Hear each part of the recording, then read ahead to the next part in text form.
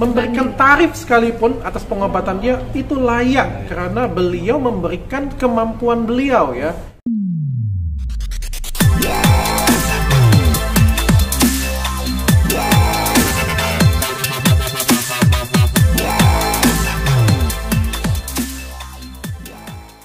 Kemarin sempat di IG dokter diedit sama Bu Ida Dayak gitu. Dokter ada keinginan buat ngundang juga nih, tanggapannya kan dia lagi viral nih tanggapannya. Iya viral banget ya, viral banget ya. Apa luar biasa banget dan semua yang diedit dengan Ibu Ida Dayak trending loh. Viewersnya banyak loh. Bahkan aku diperiksa oleh Ibu Ida Dayak juga loh. Luar biasa banget. Dengan siapapun, dengan Ustadz Faizar, dengan Marcel, dengan saya, dengan beberapa orang lain, semuanya viewersnya banyak. Artinya kan Ibu Dayak ini benar-benar lagi viral banget ya. Saya melihat ini orang positif ya, karena beliau memberikan treatment gratis ya.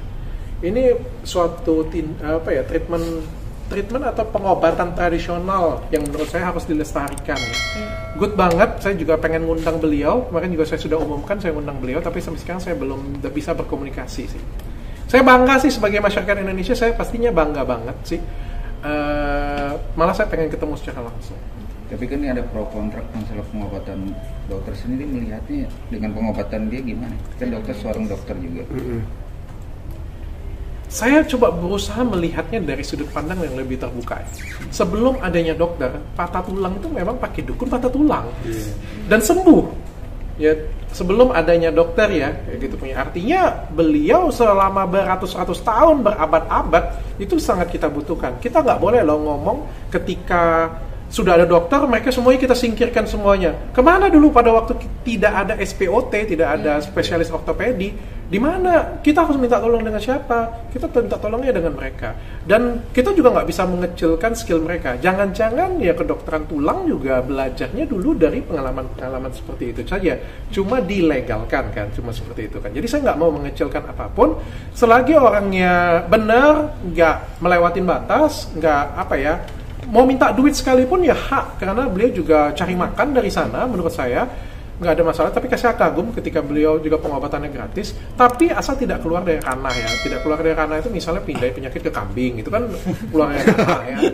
Mistis itu. Ya, lebih ke mistis kayak gitu punya. Atau kayak kemarin menghidupkan orang yang sudah mati kan kemarin kan. Atau kebal kan kayak kemarin kan kebal kan. Tapi kan buktinya pas tusuk jarum takut kemarin kan kayak gitu. Tawa ya. Ya asal nggak seperti itu, saya sih dukung, nggak jadi masalah. Maka malah saya pengen promosikan sih, dan ini harus kita lestarikan kayak gitu punya. Kan kalau bisa nanti diajar-ajarkan ke orang lain juga nggak ada masalah.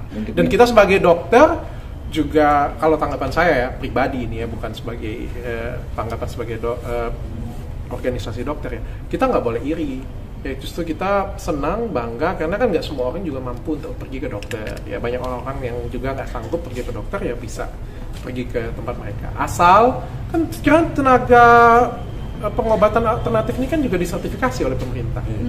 Jadi jelas tempatnya, jelas orangnya, punya sertifikasi, silakan aja.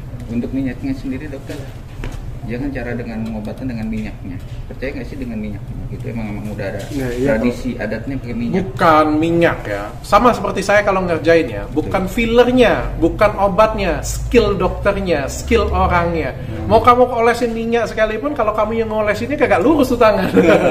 Ya, jadi bukan pada minyaknya, tapi pada skill Ibu Dayaknya kalau menurut saya. Mau alat operasi bagaimanapun, kalau dokternya kagak becus ya kagak becus juga hasilnya. Tapi dengan alat operasi apa adanya, dokternya jago, tentu akan bagus. Oh jadi minyaknya itu cuma alat gitu ya? Alat dong. Kalau misalnya kalian bilang itu mistis, berarti kita masih menyembah berhala berarti.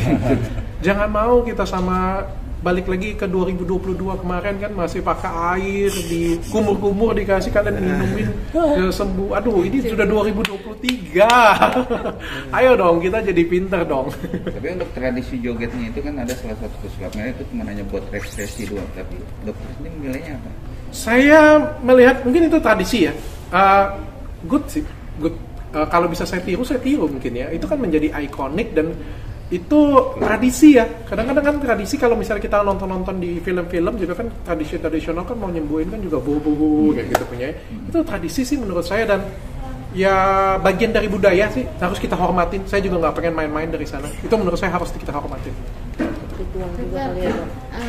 Ibu Ida kan orang yang 20 tahun berobat ke dokter tapi nggak sembuh, 15 tahun, 10 tahun nggak sembuh di rumah sakit gitu. Malah dia yang pegang langsung lurus dalam hitungan detik gitu. Kira-kira kalau dokter sebagai pakar medis, mungkin orang kesehatan atau dokter, kira-kira apresiasi apa yang cocok dikasih ke Ibu Ida? Apresiasi yang cocok diberikan untuk dia, ketenaran, tempat yang layak, yang paling penting adalah akses. Karena orang-orang seperti beliau pasti menginginkan ketemu pasien yang layak, ya, ketemu pasien yang benar-benar membutuhkan dia. Jadi kita harus memberikan akses untuk dia, mempermudah antara dia ketemu dengan jodohnya.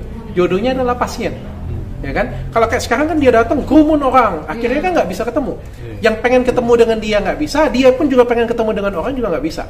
Mari kita apresiasi yang terbaik adalah memberikan ruang untuk dia, memberikan panggung untuk dia, memberikan tempat, dan memberikan akses supaya orang yang mau ketemu dengan dia ini kesini nih.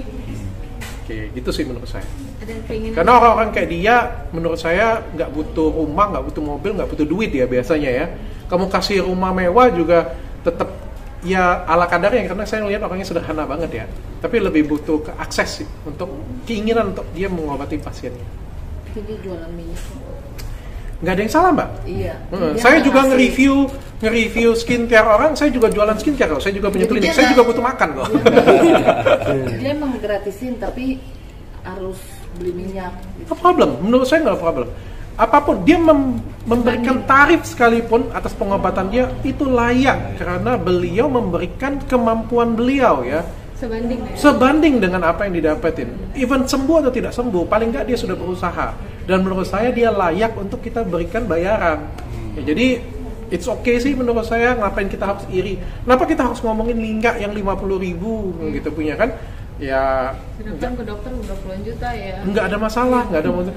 Dia bekerja kok, bekerjanya halal. Kecuali kalau dia mohon maaf jual diri atau misalnya berjudi, bikin kasino ya itu kan haram kan. Kalau ini dia jualnya halal, jualannya pengen mengobatin orang, mendapatkan bayaran, itu suatu hal yang layak dan pantas untuk dia. Kapan mengundang Ibu Ida? Oh, ada kontaknya? Ada. Tapi minta dong. Suka dia, balasnya. Suka dia. Oh, minta dong. Oke. Ya.